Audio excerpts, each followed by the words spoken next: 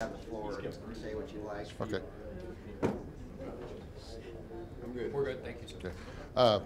Yeah, I was very pleased that that Mark Lewis came up and talked with me. I think rather than us bantering back and forth through media releases is not the most efficient or effective way of us communicating. And overall, I thought it was a very good meeting. I've always had respect for Mr. Lewis because he's always advocated nonviolence, and he's always trying to move forward and make things happen to better our community, and I will always respect that. But we didn't always agree on everything.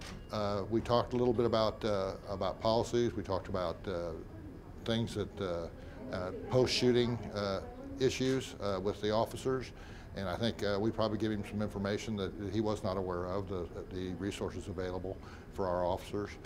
We talked a lot about community policing, and I expressed my desire to be more actively engaged in community policing.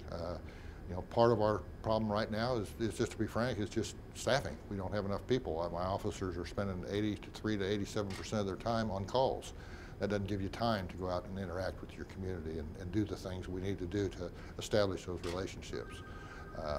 But I also will tell you, we're going to get there, absolutely going to get there. And this is just too important to our community. We've got to build trust, we've got to build relationships, and we intend to do that. Can you discuss briefly what community policing is and how your department engages in that? Well, there's a difference between community relations and community policing, for one thing. Community relations is also important, but that's kind of, that's a lot of feel-good stuff. You know, okay, we're playing basketball with kids. Okay, we're having a demonstration, or a demonstration and a presentation at an elementary school, those kinds of things. Though that's important, don't make no mistake, but community policing is where we're out here helping the community resolve their problems with crime, and they're telling us, they're helping us hand in hand what we can do to resolve their crime. We also have to be advocates for other entities when they have other government issues, whether it's utilities, whether it's all those things. You know, the reality is the only representative of government most people ever see is a police officer. And it makes absolute common sense that we would be the clearinghouse to help people access those other things. And so community policing also involves, you know, patrolling the same neighborhood to get to know the people, get to know the neighborhood, you know, watch heads and that sort of thing, community meetings. Absolutely, yeah. We're doing that now, and to some extent. But there again, just the scheduled formal meeting type stuff is not nearly as significant as the officer stopping by, somebody mowing their lawn and talking for a few minutes, or walking into the store and talking. Those are the things where you really learn people's first names. You learn what sports teams they like. You learn how their kids are. You learn, those are the kind of things that build relationships, and that's what we want to get to. Now, we obviously just saw another shooting that spawned violence in Charlotte. Here, we've remained nonviolent throughout this incident and throughout the Robert Bates situation. Do you have any messages to the protesters out there, or any thoughts on what we're seeing out there now?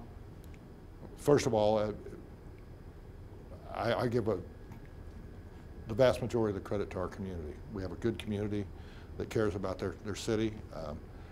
I've said this many times, protests are not a problem for me. That's a valid way. I grew up in the 60s. I'm not going to probably admit to any protests I may have been involved in, but it wasn't anti-war, I guarantee you that, because I was in Vietnam. But I think it's a very valid form of expressing your First Amendment rights, and our job is to protect them and allow them to express their rights. You know, like I say, I'm just going to give the credit to our community. I think they're just not willing to do that, to cause more destruction. When there's been tragedy, they don't want to create more tragedy. What's your biggest takeaway from the meeting with Mark Lewis? Was it anything he enlightened you on, or anything you got a different perspective on, or a new perspective? I think Mark and I have spoken before. I think it's always good when you're talking to somebody it's good when you get to talk to somebody one-on-one and you're not judging them by what they say on television only. I think he's open to our side of the situation. Some things we can't change statutorily. Some things we can't, wouldn't be practical for us to do, and he's certainly been open to that. And I appreciate it. Is there anything that you see immediately coming out, any immediate changes or anything that's going to happen right away because of this meeting with Mark, or is that all going to take some Well, there's a time? lot of stuff that was, you know, we had some plans for some pilot projects for more focused community policing in certain parts of town. That was already in the planning stages, and I told him that, and so this won't be as a result of this, but it certainly will meet his agenda for what he would like to see. Is there anything else you'd like to say while we got you here? No, I'm good. It's been a rough week, and I really do have to get back inside. I apologize, guys, but we've got a lot of things going on. Appreciate your time.